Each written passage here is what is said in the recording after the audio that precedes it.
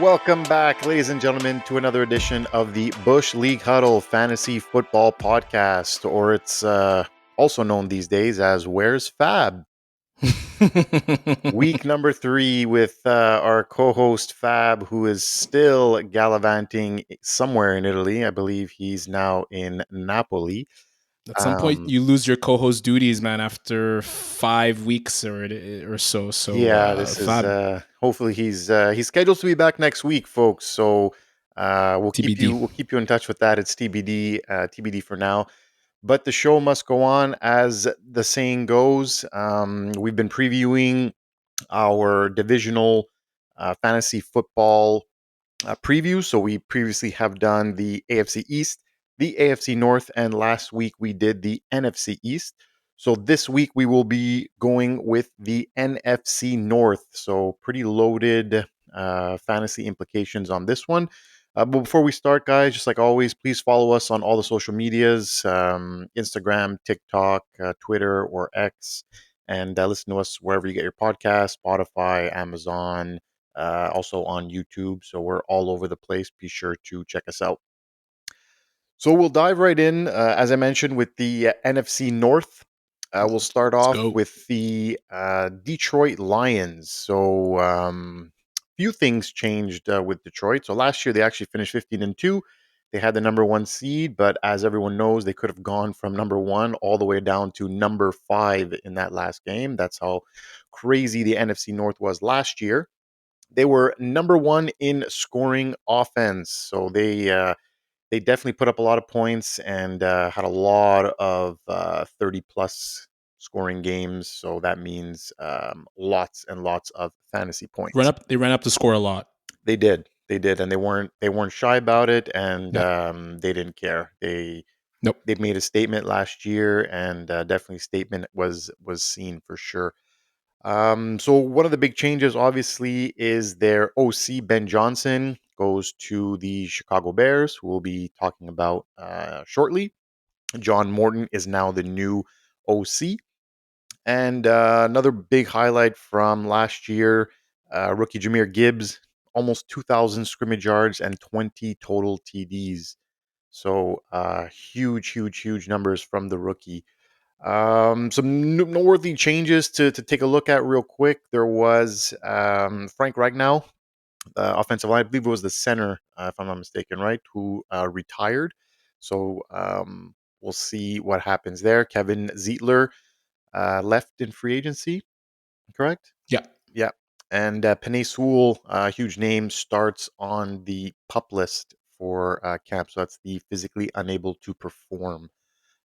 So right off the bat, the offensive line has taken a little hit, and it's going to be quite different from what it was last year.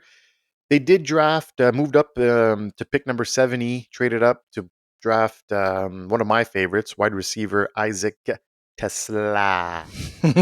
He loves saying that name. I hope I pick him in fantasy this year, Mr. Isaac Tesla. Could be a Just change your sleeper. fantasy name to him. Yeah, I definitely probably will.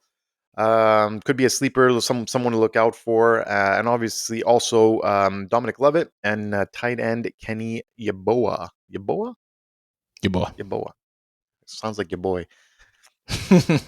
As well, like always, we'll go through all the position groups and give you some analysis here, and either beware or buy high on the following. So we'll start at QB. Jared Goff current ADP is QB 15. But I think something to beware about going into this year, as we mentioned, new OC, and now the O line is kind of remake O line. So I want to hear your thoughts, Raj. I believe you also had Jared Goff last year as well, right? So I just wanted to hear your thoughts on Jared Goff for I this had year. Jared Goff the year before. I think Nick had Jared Goff in Bush League last year. I had him the year before when we faced each other in Mm, the finals. I look back at Goff's 2021. That was the year just before he had Ben Johnson as OC. He finished QB 24 in fantasy. That was basically, I believe, his first or second year in Detroit.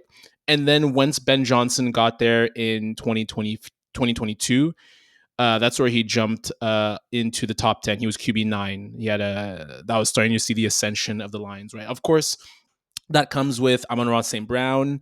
That comes with Jameer Gibbs being drafted. That comes with them adding David Montgomery in terms of, Goff's ascension as, let's be real, a top 10 quarterback. I think there's some cause for concern, as you said, not just with the offensive line, but how are they going to perform? Are they going to be as aggressive as they were with Ben Johnson now without him? And what I've been reading about with the Lions is that they're probably trying to go back maybe more towards the roots in terms of a bit more smash mouth football. If you saw the playoff game against Washington, they should have ran Gibbs 30, 35, 40 times. He was gashing the Commanders and they kept throwing. So I think they're going to take a step back in terms of how much they want to gun and throw the ball this year. And I think they're going to rely even more so on Gibbs. But I think QB 15 is very fair for a guy like Goff, who, he doesn't have the rushing upside. And again, you would just have to factor in that the Johnson loss, I think it's gonna have an impact. I just don't see how you don't you don't bring him down a few notches just because of that. And then I think it's a first time OC.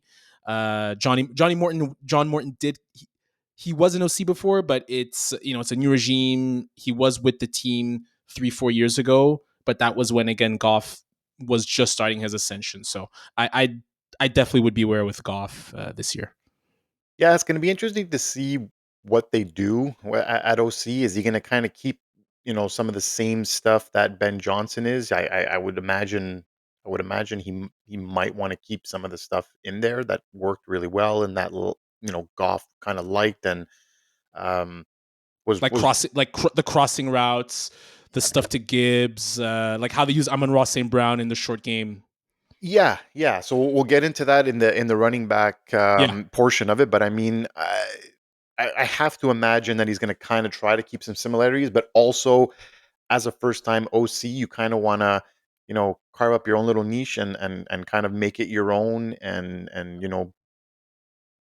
get kind of that obviously when we talk about OCs and defensive coordinators, you don't want to be an OC and a defensive coordinator your whole life. You're striving for that head coach. So maybe he's going to want to, do something to kind of move the needles and show so, some stuff as well, right?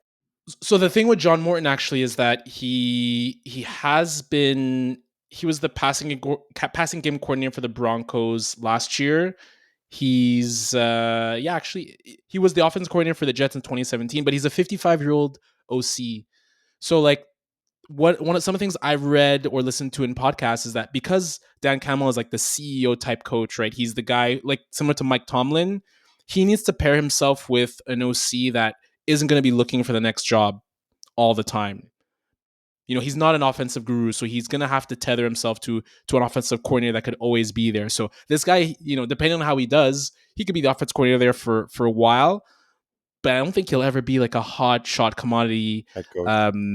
as a head coach. So I think maybe the last thing I'll say on my front in terms of this is I just don't see them doing the weird stuff that they were doing with Ben Johnson, like the fake fumbles and the fake interceptions. I think that's really cool in theory, but like it didn't get the Lions anywhere at the end of the day, right? Like True.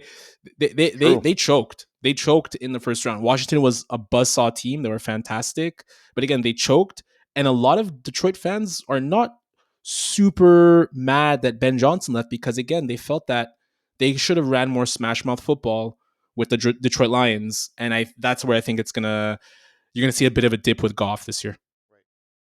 No, I look, you've said all the right things there. I think I tend to agree with you. So we'll move along to Yeah. the running backs. So obviously we spoke about it earlier in Jameer Gibbs. He's currently going as running back 2. So he averaged almost 19 points per game with Montgomery in the lineup and 32.6 without him, which is staggering. You did mention new OC and new,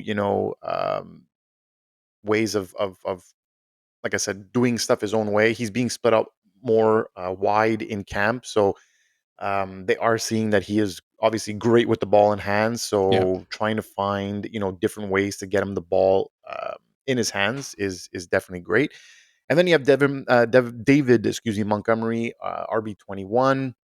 Obviously has a heavy red zone role, and he probably has a best ball flex value, I would say, for Montgomery. But what do you think? What are we looking at, or what are you saying with the backfield here?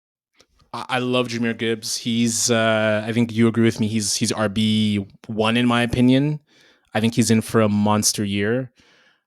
I think the production that he had without Montgomery, the load that he carried at the end of the season is a huge, huge aspect in terms of why I see him as the number one running back, and also his pass catching ability as well. And again, the fact that I think they're going to take a little bit less off of Jared Goff's plate. So regardless of Montgomery, I think he's there just to keep Gibbs fresh.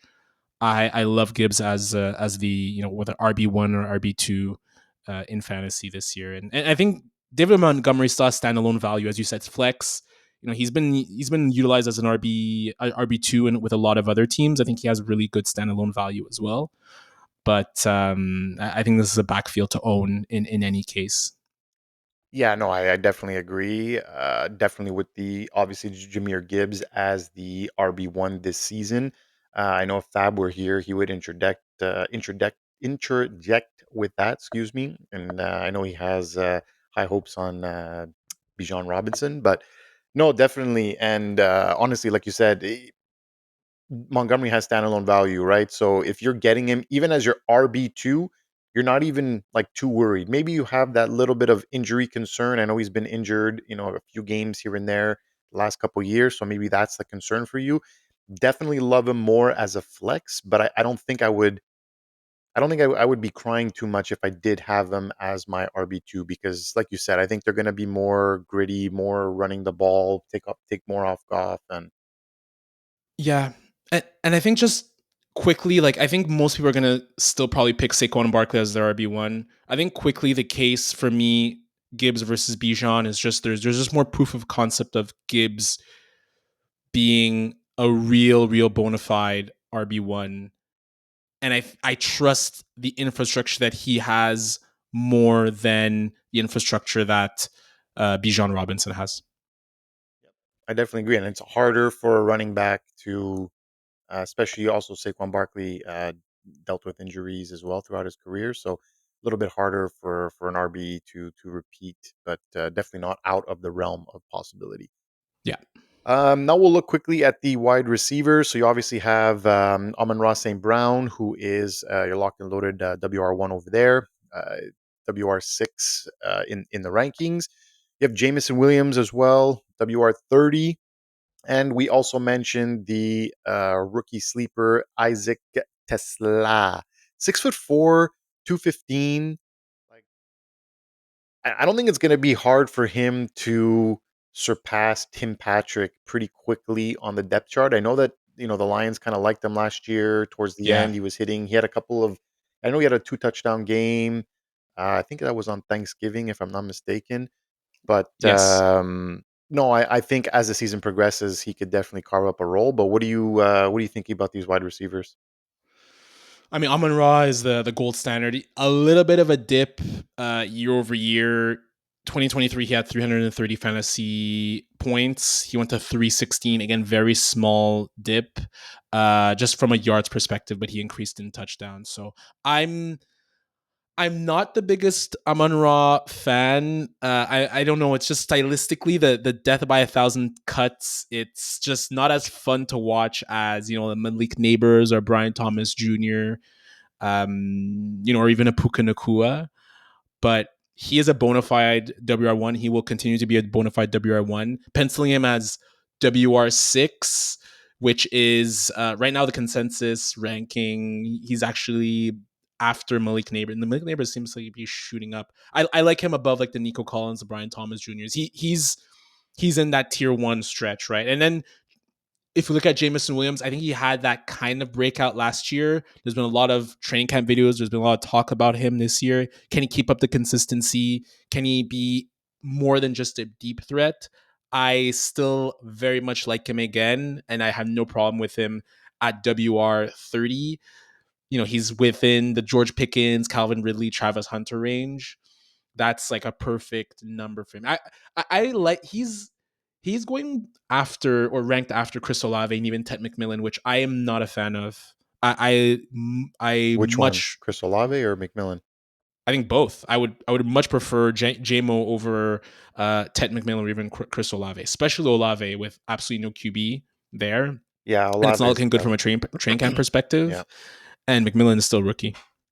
Yeah, he's been actually looking good in camp. I know we take these camp hype ups with a grain of salt at times, but look, I tend to agree. But the only thing is, like you said, with the new OC, what's it going to look like? Are they going to Yeah, run the ball more? Does it bring down Amon-Ra a little bit? Does he come a little bit more? Does he flirt with that end of top 10 numbers rather than, 5 or 6? That's what you got to be careful with when drafting him, I would say, is just beware of the overdraft on Amon-Ra St. Brown. Just knowing that there's a new OC and kind of new regime heading into and Detroit. it's such a good point because Ben Johnson schemed the heck out of getting guys open. I will be curious to see. This will be the true test of how good Amon Ra is without Ben Johnson. Yeah, I definitely agree. Definitely agree. If we move into the tight ends, obviously you have Sam LaPorta. Um, as a rookie, he kind of dominated. We thought he was going to be, the next best thing at the tight end position, and then last year kind of struggled, especially early on. I think when did he score his first touchdown last Oh, it was year? a while. It It took was a Yeah, while. it took a while. He was drafted. He was sorry. He was uh, dropped in a lot of fantasy leagues at a certain Yes, point because they just got fed up. And then towards the end of the year, he kind of came back and kind of looked like the Sam Laporta of his rookie season. Because in his rookie season, still finished tight end 6. yeah, because down the stretch he had some really, really solid games. Um, but I mean, look, rookie year, 86 catches, almost 900 yards and 10 touchdowns. Like everyone thought this was going to be really, really the next tight end to take over until Brock Bowers entered the league last year. But what are you looking at in terms of Sam Laporta right now, rated tight end 5? This is more along the lines of his value. I think tight end 5. I think he was way overrated last year. And I think this makes a lot of sense where he's going. Where he's after the Brock Bowers, he's after Trey McBride, he's after George Kittle, TJ Hockenson as well. Um, I would take Sam Laporta. I'm not a big fan of taking tight ends that high personally. I would rather wait until the eighth or even ninth round where you could still get a really solid tight end. But this makes a ton of sense for Sam Laporta. I think he'll have a bounce back year. I think they're again with more of the maybe going a bit more smash mouth, a little less high octane offense. I think it's an opportunity for Sam Laporta to come back. And again, the fact that he, as you mentioned it, finished strong and still ended up being tight end 6 with 70 catches, 7 TDs. I think it bodes well for the start of his 2025 campaign. Yep.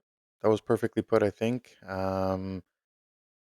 Look, they look good. There's just that little question mark to see what that OC looks like. I don't see a um, you know, 15-2 like season this year. I think last year was magical, and I think the stars aligned quite a bit for them.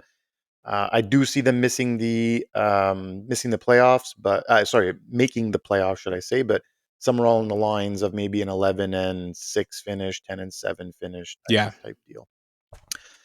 So that'll do it with the for the Lions. We'll now go into the Green Bay Packers, where made a couple splash moves at the draft. They were sixth in rushing yards per game with their new toy, Josh Jacobs, your boy.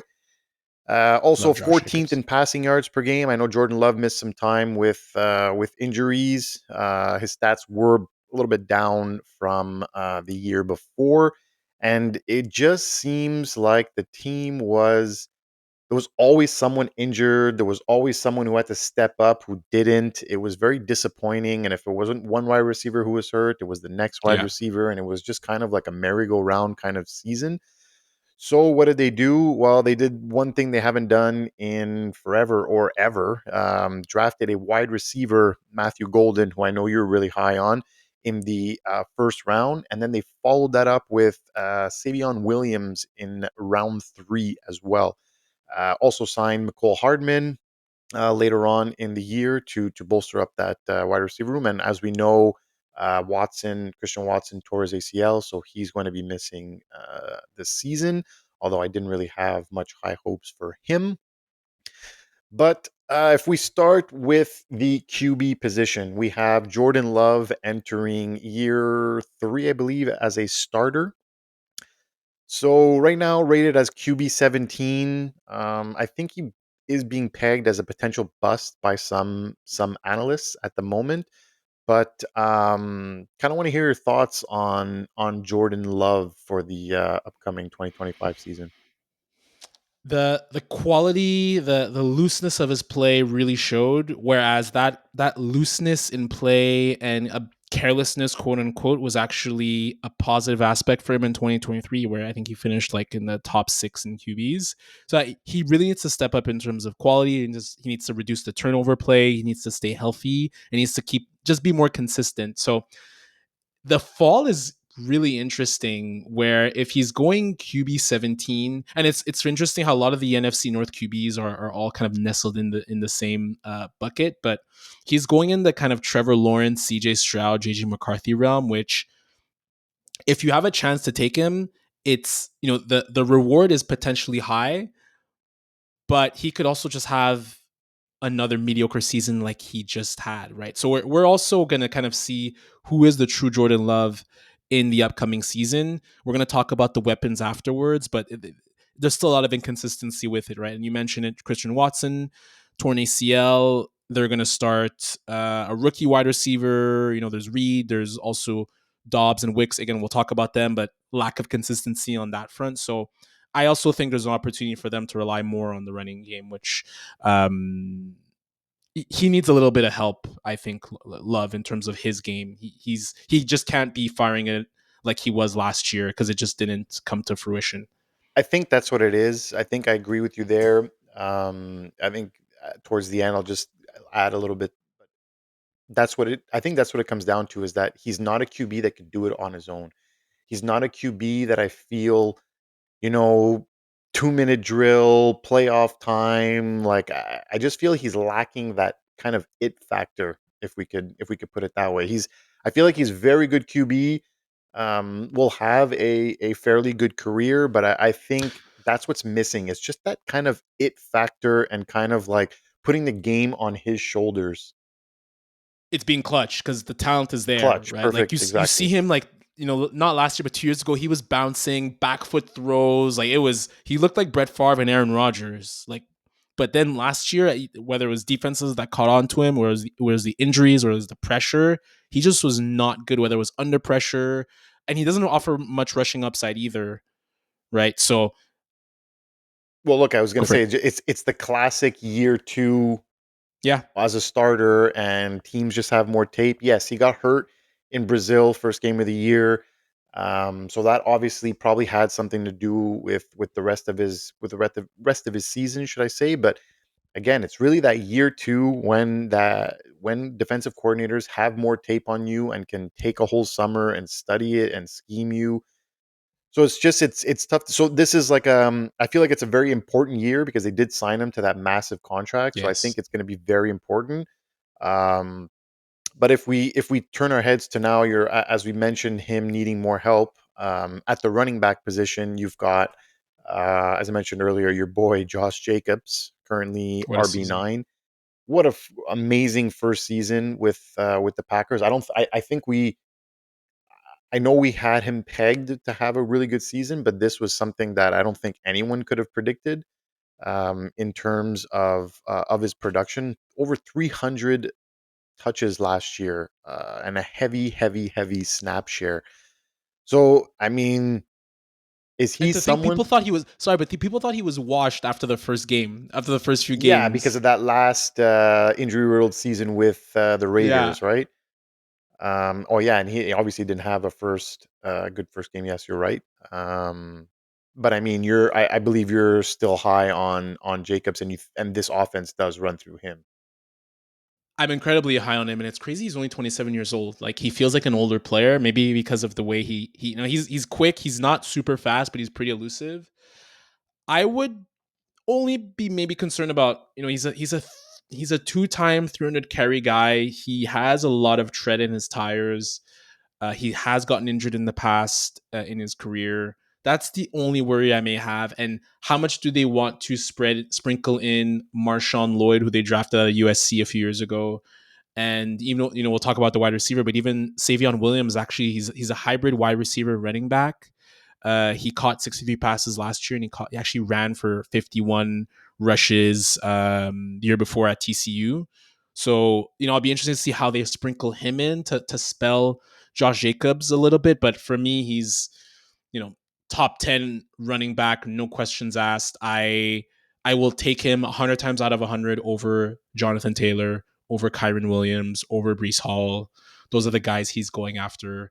And I'd probably even be likely to take him over a Chase Brown. Bucky Irving, your boy, that's where maybe the buck stops, no pun intended there. But I love Josh Jacobs, and I think he's bound for another really, really good season. Yeah, I think that's a no-brainer for me too. I think you snaked him from me last year. You picked him right before I was gonna pick. And I think what ended up happening is I ended up taking Anthony Richardson to stack my QBs, and we know how that song and dance ended. I ended up dropping Anthony Richardson, and you ended And I up picked him picking up. him up. So it came full He got me circle to the moment. finals. Yeah, he did. I don't get to the finals without Anthony Richardson, as crazy as that sound, Yeah, and I know it sounds came crazy, full but circle moment on that one. But yeah, locked and loaded. I would say Josh Jacobs definitely outperforms his on running back nine current position. And then we move on to a very crowded wide receiver room, but it's not something that everyone's kind of licking their chops about. We did mention that Christian Watson obviously is going to be out for the year. They have Jaden Reed, who, in my eyes, had a disappointing season after starting pretty strong last season. You also have Romeo Dobbs, wide receiver 62, Dontavius Wicks, 79. Remember, he was the season winner, or what did you let's say? not talk about it. What did we name it? What did we say League that? winner. League winner, excuse Let's me. not talk League about winner Dontavian Wicks. Dontavius Wicks, and everyone laughed at me for throwing shade on that. Then they obviously drafted Matthew Golden. He's currently going as wide receiver 52, and Savion Williams, wide receiver 119. So right now, off the like, I'm still hearing murmurs of Dobbs potentially being traded to Pittsburgh, actually to rejoin Aaron Rodgers. It seems there's a big cluster in here, right? Like between Jaden Reed 44, then Golden 52, Dobbs 62. Like, talk to me, Raj. What do we make of this wide receiver room? Avoid, avoid, avoid. If there's someone to own, I'd take a shot on Matthew Golden because he's a 3-level wide receiver. He can win inside. He can win short, intermediate, and deep. Really good player out of Texas. I think he finished with about 60 receptions, 960 yards, and about almost 10 touchdowns at Texas. So, and you said it, the Packers almost rarely ever draft wide receivers, In the and we first weren't round, yeah. sure in the first round, yeah. And we weren't sure if they were going to do this during the draft period. And the fact that they did it, it tells you everything you need to know about their wide receiver room. I think Jaden Reed is still good. I think he's still a reliable player. Wide receiver stats, he could catch about 50 to 70 balls. He's going to rush about 25 to 40 times.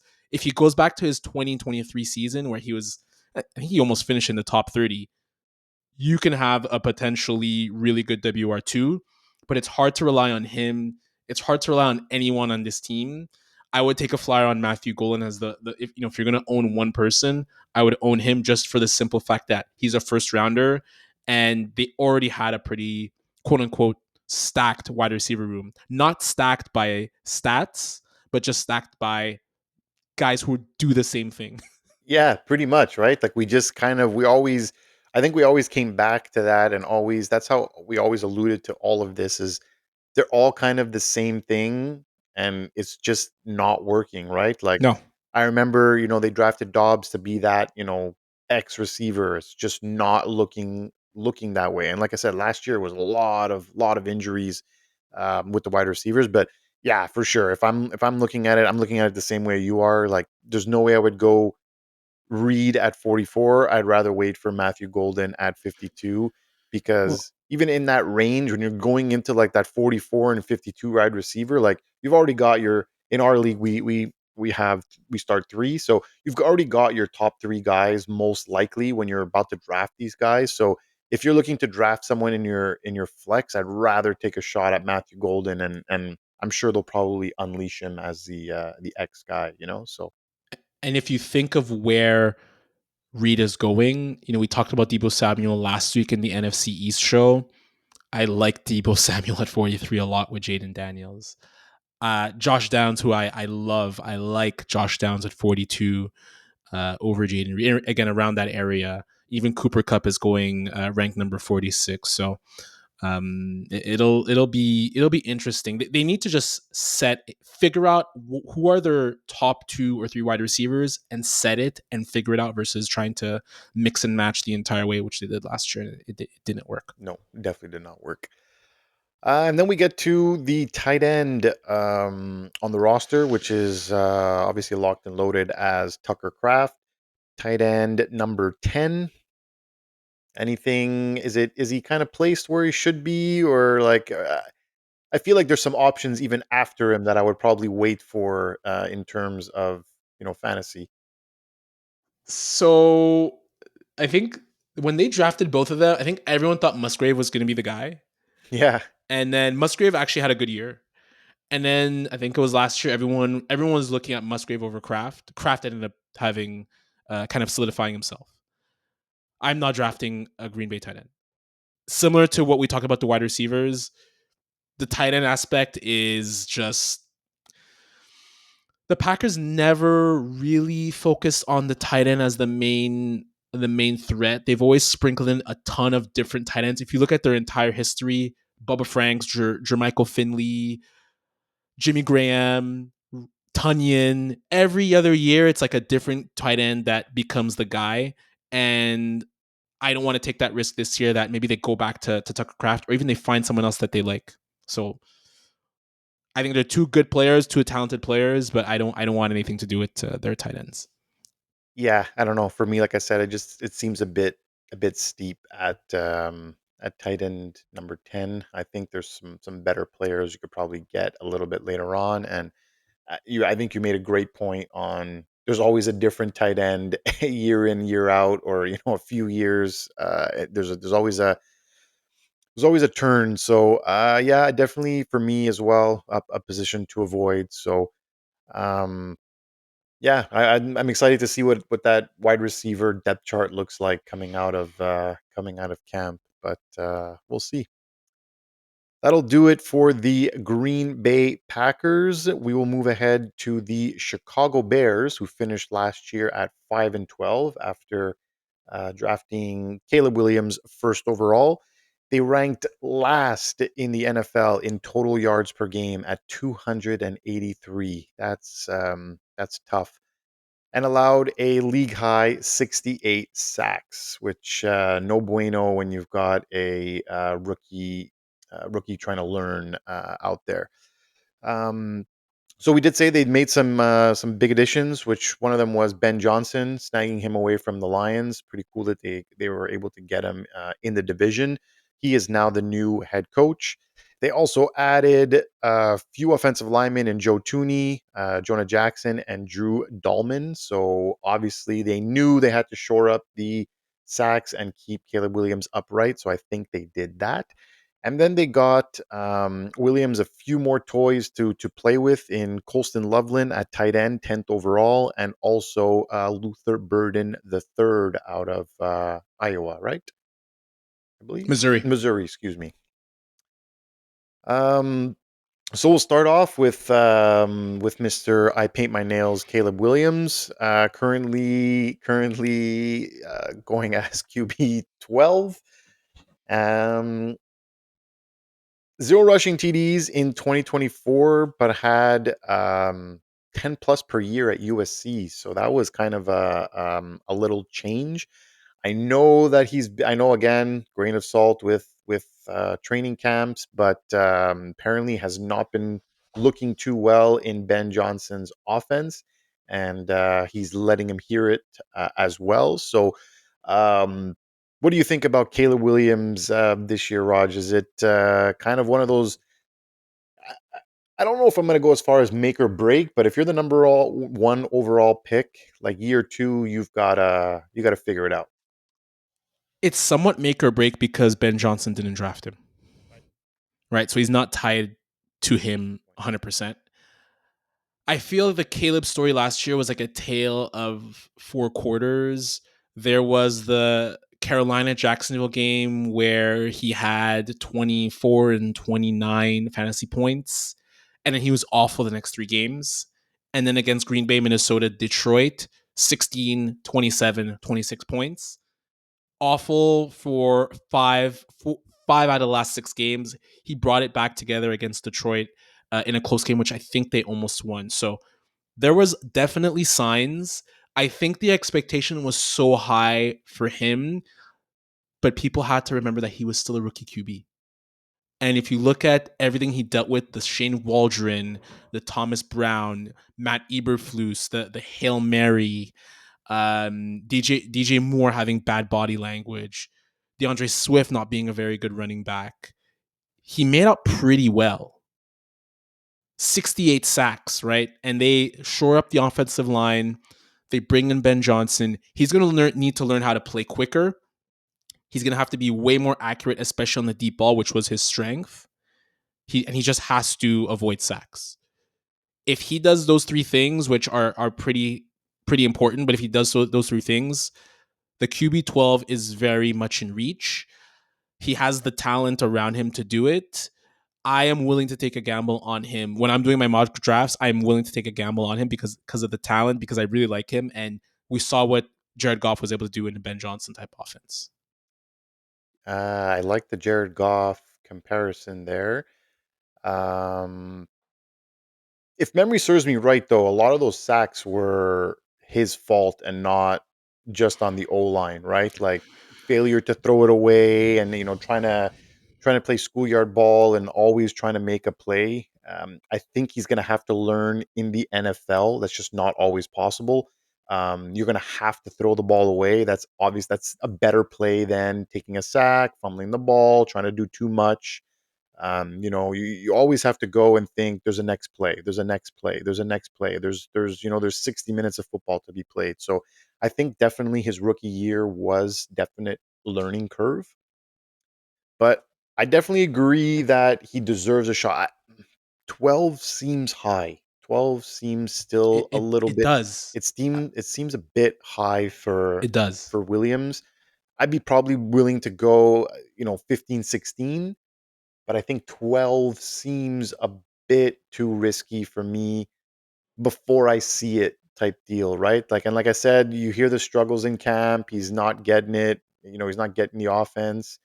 Maybe he's going to need a couple years under Ben Johnson to, figure it out and look better. But realistically, he should definitely look better than he did in his rookie season, especially with that offensive line shirt up. So I'm willing to go as far as maybe 15, 16 in terms of ranking, because I think he is probably, a top half kind of QB in the league. Well, that's where Goff would be. That's where Drake May would be. And you mentioned the 10 touchdowns that he had pre at USC.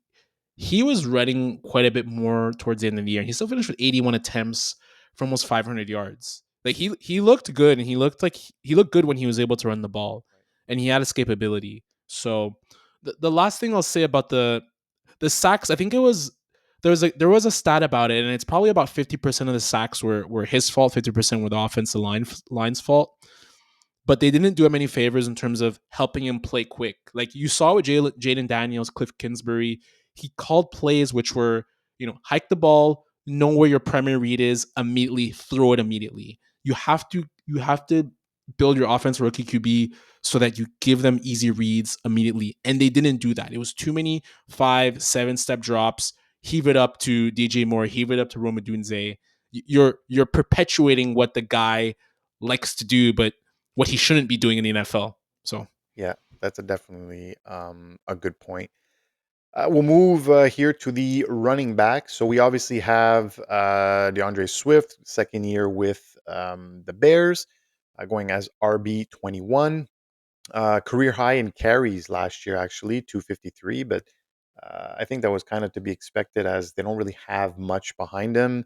There's still yeah, kind of Roshan Johnson who's kind of lurking there. There was big praise for him, but I think like he's your backup. He's your second or third string. I don't think there's anything more on the bone there. But um, interesting tidbit to take a look to keep an eye on is Swift is now reunited with Ben Johnson, who was his OC back in Detroit, and we know that DeAndre Swift had great years in Detroit. Um, what are you seeing here? Are they going to use him, let's say, quote unquote, properly and play to his strengths, or how do you see this going with Ben Johnson now there? this is tough. Swift, in theory, looks like he could be a fantastic player, but he's so frustrating because he is trying to bounce everything to the outside. He doesn't take the holes that are given to him. And then they don't necessarily have the Damon Montgomery that when they had David Montgomery, but then they let him go to the Lions. I don't think Roshan Johnson is that. Um, it's tough. He's a talented player, but and even when he played with Ben Johnson, which I think it was just 1 year, 99 carries, 542 yards, 5.5 yards per attempt. So that was really good. 48 catches. So in a PPR, he's really solid.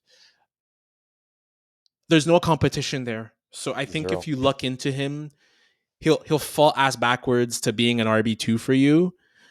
The issue with Swift is I just feel there's always an opportunity for him getting benched.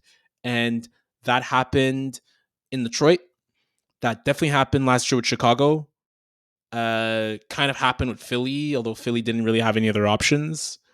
If he doesn't run the way that the coaching staff wants him to run, which is take the holes and not just bounce everything outside, he could just be benched, and that would be my risk. That would be the risky aspect about Swift with the Bears. Yeah, currently on that cusp of RB2 territory right now is where he's being drafted. RB21 seems a bit high for me as Don't like it. well. I really don't like it. Probably Don't closer like to it. the wide, running back 30 for me. I would have to say. Um, yeah, look, I don't know. I think his prime days are behind him, and as you mentioned, they don't really have much else, so they're just going to trot him out there. And the fact that, like you said, he doesn't hit the hole, he always tries to go out wide. Defensive coordinators know that, so yeah, not definitely not a player that I'm targeting from Chicago. But when we move along to the wide receivers, then it gets a little bit more interesting. You've got DJ Moore going as wide receiver 19, Romo Dunze in his sophomore season going as wide receiver 36, and Luther Burden, as we mentioned, drafted this year going as wide receiver 55. What do we see here? I know that there's been a lot of bashing on the DJ Moore, so want to hear your thoughts here. I don't know. I don't know about this wide receiver 19, but I have a feeling you're not going to like it. Guy, if anyone who listens to this show knows I'm fan number one of the DJ Moore fan club. I love me some DJ Moore, but the body language last year was so bad. I don't know if he was buddies with Justin Fields. I don't know if he was annoyed with the offense. I don't know if he was annoyed with Caleb Williams, but they did not play in sync last year. He somehow still found a way to post over 240 fantasy points last year, despite a down year, despite how up and down Caleb was. So just look at Amon-Ra St. Brown. That's all I'll say. Look at how they used Amon-Ra St. Brown. Look at that skill set. Wow, good comparison. That's all I'll say. If Caleb hits and Ben Johnson uses DJ Moore like they use Amon-Ra St. Brown, this could be a career year. Wow, did not look at it that way. That's actually very interesting. Very, very interesting. And what about the supporting cast? Romo Dunze, do you think you have a big jump in year two? Does Luther Burden kind of carve out a piece? But it's crazy because even Rome, like a lanky deep threat who runs 4-4, he's not as fast as JMO, but you could also kind of see the path forward in, does he become a 60 catch, 900-yard guy, throwing catching deep bombs from Caleb? Again, all this is in theory, Yeah, it's got to right? click, right? Like it's It's all got all to in go. theory. It's It's all got got to to. click, but you It's could see the patterns in terms of if you factor in Ben Johnson offense, what he did in Detroit. Same player type in DJ Moore and Amon-Ra St. Brown. Tough guys who could catch the ball, run after it a little bit. Same size. Same thing with Roma Dunze, who again was picked he was a first rounder last year, ninth overall in 2024, right? So he has pedigree. Had a fantastic college career. They believe in him enough that they were able to let go of Keenan Allen. And then even the Luther Burden aspect of it, I think he's a little bit of insurance depending on what happens with DJ Moore. If for some reason there's a fallout there and the chemistry is bad within him and Caleb, which I don't think will be the case. But Burden is also more of a yard after catch guy. I don't think he's going to be a factor. I wouldn't make him a factor in fantasy right away just because he's a rookie. And they also have Loveland, which we'll talk about in the tight ends, but I could see a path forward where DJ Moore has a career year and Roma Dunze has a kind of similar type of, you know, high octane, high volatile numbers like Jameson Williams had. I like that. I like that a lot. Those are very good insight. I think I'm now higher on DJ Moore than I was a few minutes ago. So um, Because people are going to be down on him for sure. yeah, yeah. But I mean, People are just down wide on receiver 19. That's still pretty it. decent for someone who's It down. That's still wide receiver two territory, right? but Nak, that's pretty much where he's been the last Yeah, that's where he was last year. You always get him on like the WR2 turn, the round 4 to like he always goes around where Mike Evans goes, yeah. I where was high on him last year, and I yeah, drafted him high in a lot of leagues. as did I. I believe in Bush League, I had him as well. I'm not sure if I traded him, but I know I had him, and Well, definitely disappointed last year. Well, look quickly. Like I like him. Look, you want to talk about trading camp videos? Like, there's a ton of crap going around Marvin Harrison Jr. I like him way more than Marvin Harrison Jr. And it's also because I don't trust Kyler. DK Metcalf, I won't touch it because I don't want to get into a Pittsburgh Steelers discussion with you right now. But even Cortland Sutton, Rashee Rice, perpetual WR2, Devontae Smith. Like I think DJ Moore could still have a really good year. Agreed. Now, quickly, we'll touch on the tight ends. So they did draft Colston Loveland with the 10th overall pick. Some people surprised some people as guy at Penn State. I'm drawing a blank. Who was the Michigan. He went to Michigan. no? Who's the tight end that was supposed to go before him from Penn Oh, State? Tyler Warren. Tyler Warren. So they turned heads, and Tyler Warren didn't come off the board. But then you've got, you've okay, they drafted him. You still have Cole Kmet, who's still on the roster, who's kind of, I know you're not too high on Cole Kmet. You were at one point, but Yes, I was. not so much anymore. But then, like we just mentioned, there's a lot of mouths to feed in this offense. What are we looking at in terms of tight end? Loveland is going right now, tight end 17. A lot of mouths to feed. It's a similar situation as the Packers. The only solace I will say I'll take into that is I believe under Ben Johnson, Detroit was a top 10 team in terms of one running back and two tight end sets. So I think both players will be on the field quite a bit. But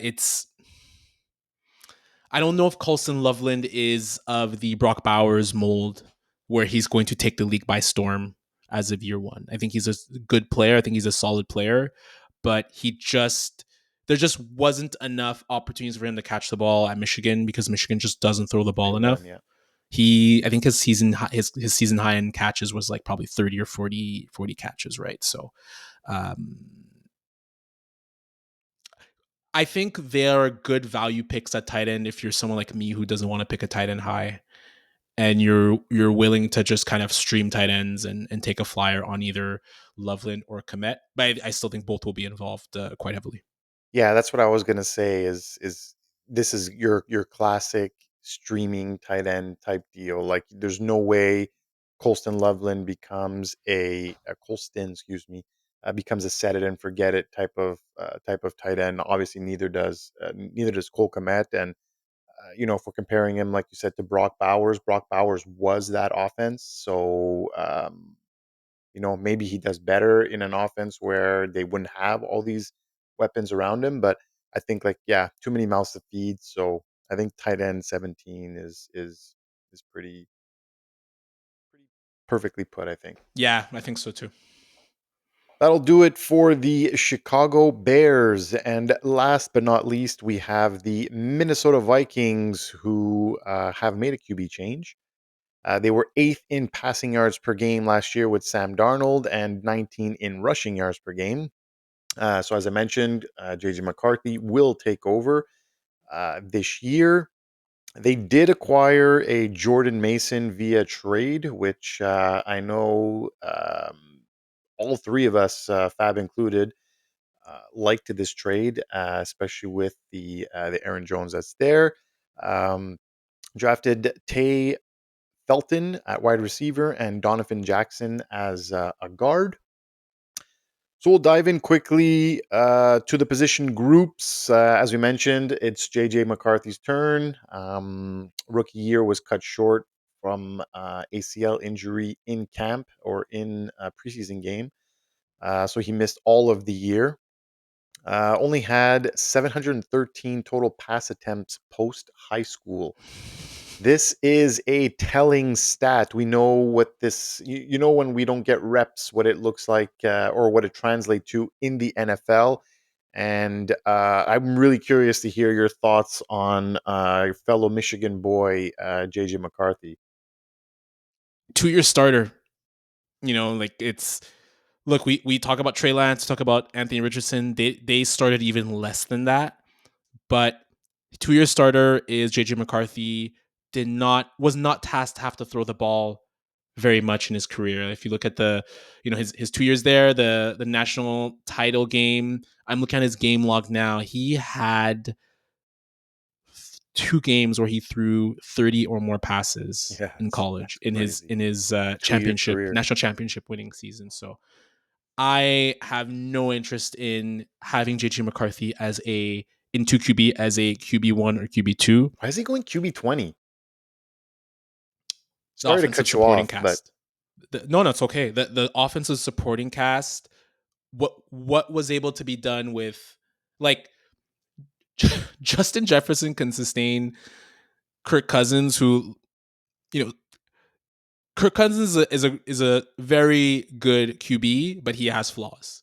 And then we saw what they were able to do with Sam Darnold last year. and Mullins when he came And in, Nick Mull, and great Josh Nick Dobbs, the Dobbs, the was it the Pastronaut they called him? the Pastronaut, The yeah. Pastronaut. Like Kevin O'Connell is an absolute genius. So I can give the rankers a benefit of the doubt. I could give the people who are drafting him that high the benefit of the doubt. I do not want JJ McCarthy as anything more personally than a QB3, but even more so a QB4 personally. I would rather have. Actually, I'm not going to say it. I'm not going to say what I'd rather have because we have a lot of Bush League Huddle guys who draft this, who listen to this pod, but I do not want JJ McCarthy. I will just say that. Yeah, no, no. Look, for me, I agree. I don't know where the hype comes from. As I mentioned, 713 total pass attempts post high school, and you brought up some two names that I would have said the exact same thing in Trey Lance and Anthony Richardson. How has that gone for them? Trey Lance is on team number 3, and Richardson has not figured it out 2 years in. going into year 3 and might lose his starting job to Daniel Jones. So I think that tells you enough right there. JJ McCarthy's got to show me. You want to take a chance on him? Go ahead. If he becomes rookie of the year, fantastic. Joke will be on me, but um, there's a pretty higher chance that it does not happen, and he definitely finishes lower in terms of QB outlook. So That's QB 20 is nuts. Like that's he's high, man. Tua, That's Matthew Stafford, Bryce Young, Penix, Geno Smith are going after him. that's That is people blasphemy. giving KOC a ton of credit. Well, look, like you said, supporting cast obviously has lots to do with it, but I mean, man, this is a guy who's still technically a rookie. Like he didn't play Yeah. a snap last year, so I don't know. For me, hey, if O'Connell turns him into a superstar in year 1, like I said, fantastic, and I'm all for seeing it happen. But definitely won't be on my fantasy team. So we let's dive into the running backs here. Aaron Jones had a pretty good year last season. I know he a little banged up, but that's to be expected with Aaron Jones. Currently going as running back 23. And then they added Jordan Mason, who showed he's going RB 40. Definitely showed what he can do in the absence of CMC and in the backup role. 3 games over 100 yards, 5.1 yards per carry in the 5 starts. Obviously, before he went down for injury. So, Raj, I ask you, are you willing to go and pick Aaron Jones high at running back 23, or would you rather wait and take his backup Jordan Mason at running back 40? Aaron Jones hasn't had more than 9 touchdowns in the season since 2020. So after 2020, he's had touchdown seasons, rushing touchdown seasons of 4, 2, 2, and 5. So I wouldn't be surprised if they're picking Jordan Mason to potentially be kind of a red zone goal line back, Interesting. which I hate those types of. I don't mind backs that are in a timeshare, but I do not want to side with the back that gets pulled out in the 20, in the 10, or near the goal line. And there's always the injury risk of Aaron Jones. And Fab loves this guy to death. Like he is such an Aaron Jones mark. And I love his talent too. He's really fun to watch. But I have a lot of reservations of taking him unless he's a flex for me. I don't want him if he's an RB, definitely not an RB1 if you're going like a zero running back strategy, which I could see you doing, Knack. But like RB2 or RB3, it's I'd rather have like a Tony Pollard or Caleb Johnson, maybe even RJ Harvey. So is this a backfield to avoid in your eyes? That's the thing. I don't want to say it's a backfield to avoid because I think as a whole, I think they're going to do really well. That's a good offensive line. The left tackle who was injured last year, Darisaw, I think he tore his ACL. He should be back because it happened relatively early. And again, it's a very good offensive line, very good offense. And I think because of McCarthy, I see them actually relying more on the run, maybe not wanting to Mm, put as much stress on McCarthy. which would be smart. So I think as a conglomerate, as a grouping, I think it's a really good backfield stats wise. I feel like I'll struggle on a weekly basis. Like who will be the guy? And I think Aaron Jones is going to be the guy to get you, into opponent territory or into the red zone. And I think they're going to want to use Jordan Mason. Do you remember what they gave up for him? No, I'm not sure. I it couldn't have been that high of a pick if I I think it was like a fifth or a sixth round pick. Yeah, you're Would it right. be? Yeah. Pick swap and future six. Yeah, yeah. It wasn't anything high. Obviously, with Mason injured and was a backup, he wasn't going to get the biggest return. But I like the way you put it, and yeah, I do agree with the fact that Jones might get spelled, definitely when they're closer to the goal line. So it's going to be tough to gauge this running back situation. So something definitely to monitor. And then we go into the wide receivers, which need no introduction. Obviously, you have Justin Jefferson going as a wide receiver 2, and then Jordan Addison, wide receiver 37. There is a possible suspension coming for Jordan Addison. I know he pleaded guilty to a lesser charge, but likely 3 to 4 game suspension coming up.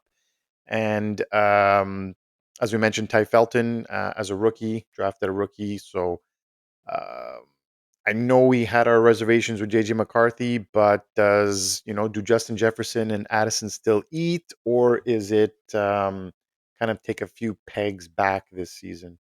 Justin Jefferson, JJ is bulletproof, but what concerns me more is the hamstring strain from last week. And they're holding him out, or they're kind of taking it easy with him. Hamstring strains always scare the hell out of me. If you think of Christian McCaffrey last year. So I will be really interested to see, which maybe not necessarily in our, because I'm very much in play in Bush League for Justin Jefferson at the 4th overall pick. I'd be interested to see in some other leagues, more traditional ones where it's not 2 QB, where wide receivers, running backs go in the first few picks. If people are that weary of Justin Jefferson and passing him up to go with with CD Lamb or even Puka Nakua. If he's healthy though, like locked and loaded WR2, WR3 at most, right? He's Chase is the unquestioned number one, but Justin Jefferson is for sure at least WR3. So just the injuries concerning. I think Addison is always Had a good season. he had a good season. I want to look at his game log, but I feel like his game log is always really good games and then some duds afterwards. Didn't he have a massive 3 touchdown game against the Packers? I think he definitely had one of those last year. Yeah, I think he's a really talented player, but if I look at his game log now, 8 catches, 162 yards against the Bears. Um, 8 catches, 133 yards against the Falcons. And then he had just a lot of games sprinkled in there. 3 catches, 3 catches, 3 catches, 2 catches, 2 catches, 3 catches. So the ride is not great with Addison. He will win you weeks, and then there'll be weeks where you're expecting more out of him from a WR 2-3 ish position. See, and this is where when we did our AFC North show is when I had reservations about T Higgins and why he's being drafted so high and why the wide receiver one, especially when you have like a top 3 guy in the league, he eats more than anyone, right? And you are going to force feed him the ball. So I think it does play into this situation too. I'm not trying to say that Addison is on Higgins's level, but I'm just trying to say that like if Chase they're going to want to get him the ball all kinds, who's going to suffer in that situation? It's going to be T Higgins, right? In the same situation here, if you have a Justin Jefferson on your team, who's going to suffer and have most likely those games up to 3, 3, 2, 4 catch games? That's going to be the second wide receiver on the squad. So I think I agree with you. I like him as a player, but fantasy football wise, when you are putting him in there as a wide receiver 3 and you're expecting some numbers and you're just not getting them week in and week out, it's tough, right? Well, Knack, if you look at, I think you said what, WR37, Jacoby Myers is the WR1 for the Raiders, and he's going at wide Give receiver me 38. Myers over Addison every day of the week. Khalil Shakir is the WR1 for the Bills. I know that they're talking so much about Josh Palmer at camp, like for the Bills, Yeah, but but like I don't buy it. Shakir is the guy. Juwan Jennings is the guy right now. where's he With going? sorry, he's going WR40. Yeah, I see. Like that's crazy. And with and he's probably going 37 with the looming suspension. So he would probably be going even higher I technically. think like Addison, like he feels like a bit of a name-ish brand too. Like Yeah. he had a lot of he won the Blitnikoff, like the top wide receiver award in college, and he was drafted in the first round, so he kind of has a little bit of a name brand to him, where people kind of just assume that he could be a WR2. And again, we're not talking about the player here, but I love your point about how the top dog wide receivers just consume so much. It'll actually be it'll be interesting what happens, and we'll get to it in the NFC West show when we do it. But like, what will happen with Devontae Adams and Puka Nacua? To your point, how are they gonna mix and match that WR1 Yeah, WR1A pairing? It's similar to what you're saying, yeah, but it's a great question. um, Addison, I think it's still a bit rich for me. Yep, definitely agree. And if we finish it off with the tight end position, I know Hawkinson missed most of 2024, still going as tight end number 4 this year. How are we feeling about this? Are we liking Hawkinson again, especially with JJ McCarthy and with that bona fide superstar wide receiver on the team? Yeah, I think this makes sense. If you look at his 2023 season, 95 catches, 960 yards, 5 TDs. That would, I'm looking up now, but that would probably place him around tight end. That's tight end 4 numbers, right? So they're basically just extrapolating his 2023 season, assuming he's healthy now. I think that makes a lot of sense for him. And Hawkinson has been a really consistent player since he's been in the league. Whether it's with the Lion, even with the Lions, he's typically at the 60, at least 60 to 70 catch mark, and then when he's at his peak, he could get to 80, 90. So I think that makes a lot of sense. Tight end 4 is perfect for him. Yeah, and I'm sure tight ends are your QB's best friend, especially when they're rookies. They try to find Yeah, those easy passes and easy completions as well to move the sticks. So I think he's rated pretty good. I don't know. For me, I was just never a Hawkinson kind of guy. I know there's a lot of injuries with him. There's a lot of up and down with him, but like you said, he definitely is that consistent player. I'm eager to see what he looks like this year. Um, you know, Obviously didn't get to play all that much last season. I think he got back what was like the final game or two of the year and then went into the playoffs. If he I'm still played. He still played 9 games. He started 9 games last year. Oh wow, okay. I think he did pretty well though last year. He did okay coming off the injury. But I think I'm in maybe the reason why I'm saying is I'm kind of in the same boat with you. I'm not a big draft tight end high kind of guy. Like I never drafted a Travis Kelsey in the second round or last year I got Kittle, but I think I got him in the fifth or sixth round. So it was a bit later and it was one of those things where it's like he's still there. Like I'll grab him. Exactly. But yeah, like the top 3 rounds, like you won't see me draft a QB. I mean a tight end unless like 3rd round comes and Brock Bowers is maybe sitting there. Like there's maybe the tight end one at the position, but I feel like everyone else after that, it's like, well, like it's for me. I was never People a tight end high kind of guy. people will take Trey McBride in the top 3 rounds this year. Trey McBride finished tight end 5. He had 111 receptions Yeah, and one 1,100 touchdown. yards, I think one touchdown, 2 touchdowns. two touchdowns. Yeah, he got that Tight one as ends well. are just not the primary benefactor of touchdowns in the offense. That will go to wide receivers almost all the time, right? So even if you take up Brock Bowers, like he's finishing with last year 112 receptions, 1,200 yards, only 5 TDs. That's like 150 yards, 100 and maybe 167, 70 yards in PPR, but it's yeah, you gotta, or no, 262 yards in PPR. So it is quite a bit, right? But yeah, I'm with you. I'm not a big fan of taking tight ends that early. Well, guys, that will wrap up the NFC North. Thank you so much once again for listening. As always, please like, subscribe, and follow us on all the social media platforms: YouTube, Instagram, TikTok, Twitter, and listen to us anywhere you get your podcast, Spotify, Amazon, really anywhere. And we will be back next week, hopefully with our co-host Fab back in the fold. We miss you, Fab. So hopefully Maybe have him back next week. And we will be doing which division are we doing next week? What do we I want have to no do next clue. week? Let's go back. Let's go. Actually, Let's here jump it to the says AFC. Let's go AFC AFC next week. South. Let's do AFC South AFC next week. South. Here we go. That should definitely be an interesting one. Well, that'll do it for us this week. Once again, thanks again for listening. And Raj, cue the music.